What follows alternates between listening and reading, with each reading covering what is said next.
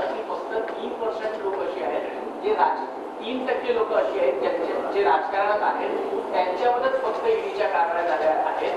97% हे ज्यांचा राजकारण. बरं, त्या 3% किती टक्के लोक भाजपात त्यांनी घेतले?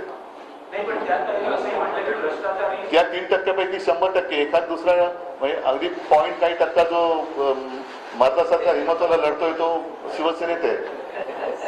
पण त्यांचं जे भ्रष्टाचार मुक्त ते जे विरोधी पक्षाला करतात त्याच्याबद्दल मी त्यांचं अभिनंदन करतो. कारण त्यांना विरोधी पक्षात कोणी भ्रष्ट असलेला चालत नाहीये, ही चांगली गोष्ट आहे. सगळे भ्रष्ट ते स्वतःकडे, व्हॅक्युम क्लिनर जसा असतो धूळ गोळा करणारा, तसा भाजपा आता व्हॅक्युम क्लिनर झालेला आहे. भ्रष्टाचारी गोळा करतात. कुठे कुठे भ्रष्टाचार आहेत, व्हॅक्युम क्लिनर कुठल्या फटीत आहे का, कुठे काय आहे का, ते सगळे मोदींचा व्हॅक्युम क्लिनर फिरतोय आणि सगळे भ्रष्टाचारी भाजपात घेत आहेत.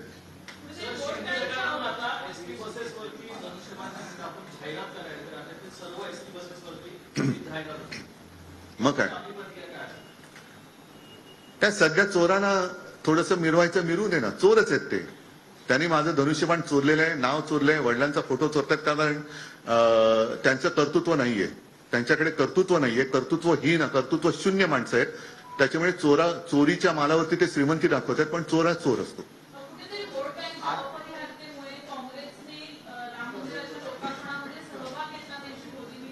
कोणी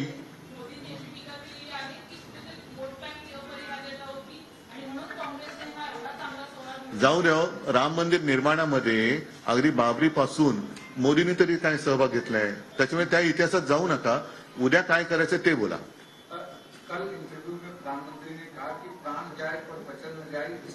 ये पहले बात अगर उनके समझ में आती तो 2.5 साल का जो वचन जो उन्होंने दिया था वो निभाते.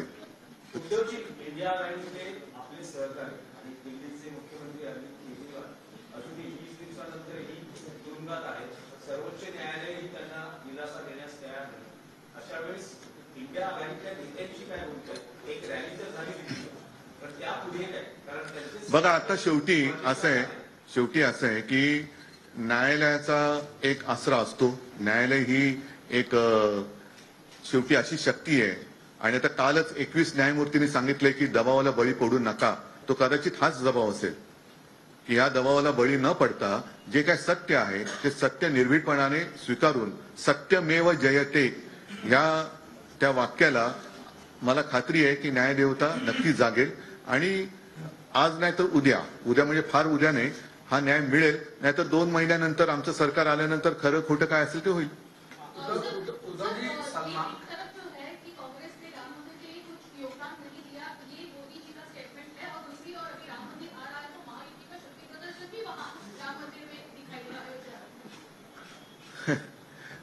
देखो, जिसको अपने काम पर भरोसा नहीं है वो राम का सहारा लेकर वोट मांग रहे हैं, मांगने दो.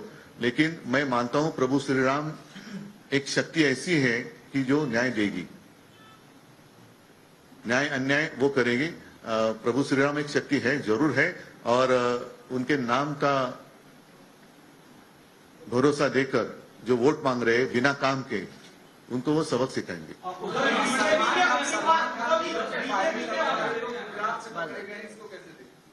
सारे लोग गुजरात से ही क्यों पकड़े जाते हैं ऐसे?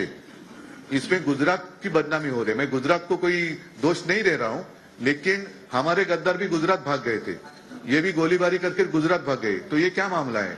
जो ड्रग्स उतरते हैं वो गुजरात में उतरते हैं, ऐसे क्यों हो रहा है? तो गुजरात के लोगों ने आप सोचना चाहिए कि गुजरात की बदनामी हो रही है. और मैंने तो देखा, आपके चैनल पे तो दिखाई नहीं दे रहा है, लेकिन गुजरात में भी भाजपा के खिलाफ प्रदर्शन हो रहे. तो अब गुजरात से ही भाजपा तड़ीपार हो जाएगा.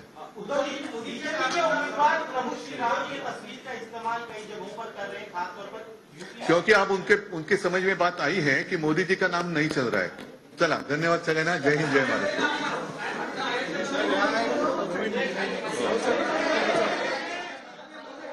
मशाल गीत जे आहे ते लॉन्च झालेलं आहे आणि यावेळेला उद्धव ठाकरे यांनी भाजपवर जोरदार टीका केलेली आहे. व्हॅक्युम क्लिनरना सगळ्या भ्रष्टाचारांना पक्षात घेतलेला आहे अशा शब्दात त्यांनी टीका केली आहे. सर्व गुजरातमध्येच का घडतंय, गुजरातची बदनामी होत आहे असं देखील उद्धव ठाकरेंनी म्हटलेलं आहे. चोरांना मिरवायचे तेवढं मिरवू दे असं ठाकरेंनी यावेळेला म्हटलेलं आहे. आणि मशाल गीत ठाकरे गटाचं लॉन्च झालेलं आहे. विनोद घोसाळकर कुठेही जाणार नाहीत हे सुद्धा ठाकरेंनी या ठिकाणी स्पष्ट केलेलं आहे. महाविकास आघाडी राज्यामध्ये 48 जागा जिंकणार असा विश्वास देखील उद्धव ठाकरे यांच्याकडून व्यक्त करण्यात आला.